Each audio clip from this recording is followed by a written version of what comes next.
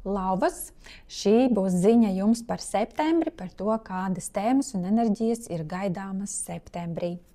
Paskatīsimies ziņu no tāro kārtīm.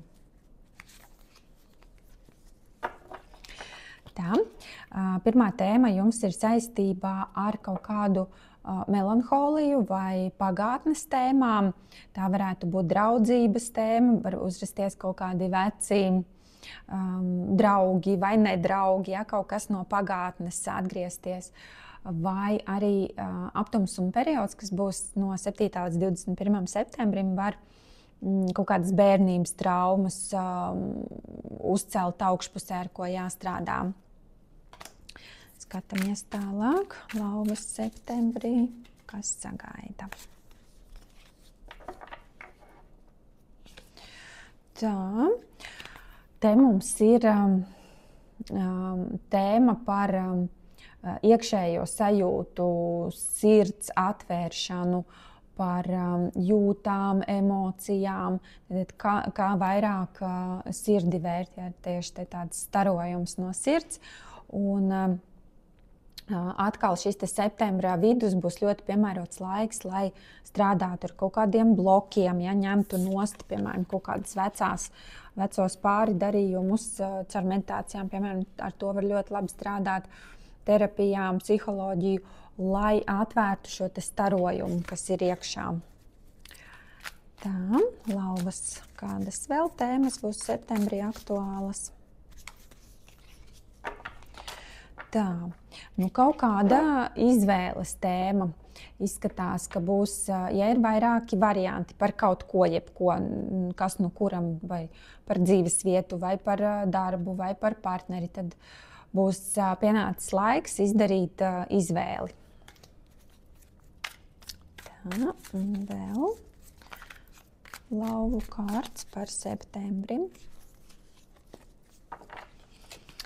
Tā, lauvām jums būs jūsu mēnesis ir beidzies un var atpūsties, dot sev atelpu vienatnē. Šī mums ir vientuļnieka kārts.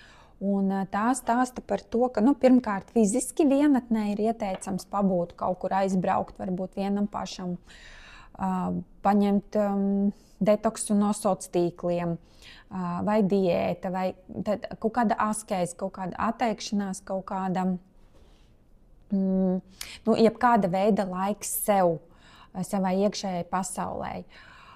Darbs ar sevi, darbs ar garīgo literatūru, garīgajām mācībām. Tad šī ir tāda vēršanās vairāk uz iekšu, uz sevi.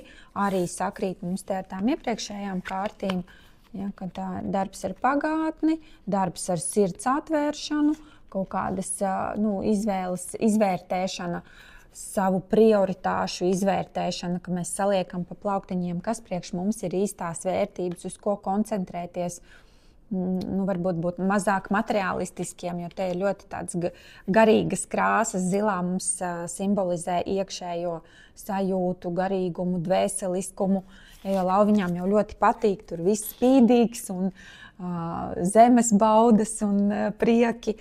Tad septembris jūs aicinās vairāk uz to iekšējo pasauli savu vērsties.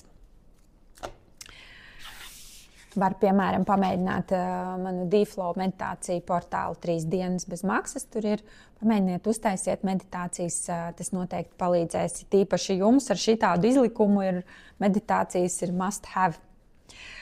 Un tad vēl ieteikums no orākulu kārtīm par septembri lauvām.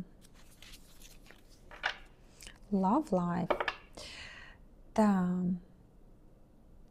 Your love life is changing for the better. Šāds te mums ir ieteikums, jā, vai kaut kāda tēma, ar ko būs jāstrādā. Iespējams, ka šīs te periods ar pabūšanai ar sevi un savu prioritāšu izvērtēšana, tās kārtas, kas jums te bija, tas jums arī palīdzēs attiecības sakārtot vai satikt cilvēku, jo mēs jau pievelkam otro cilvēku, tad, kad mēs iekšēji esam sakārtoti. Jo uz iekšējo bardaku un hausu pievelkās tāds pats haotisks un bardakains cilvēks. Un divi bardaki neko forši kopā nevar sastādīt. Bet, lai satiktu cilvēku, ar kuru labi būs ilgstoši, ilgtermiņā dzīvē, ir vispirms jāsakārto sevi un jāpastrādā ar savu iekšējo pasauli. Tā, Lauviņas, padalieties arī ar citām zināmajām jums lauviņām, lai arī viņi vai viņas uzzina šo informāciju par gaidāmajām enerģijām septembrī. Un atcerieties likt laikus un komentārus kā pateicību.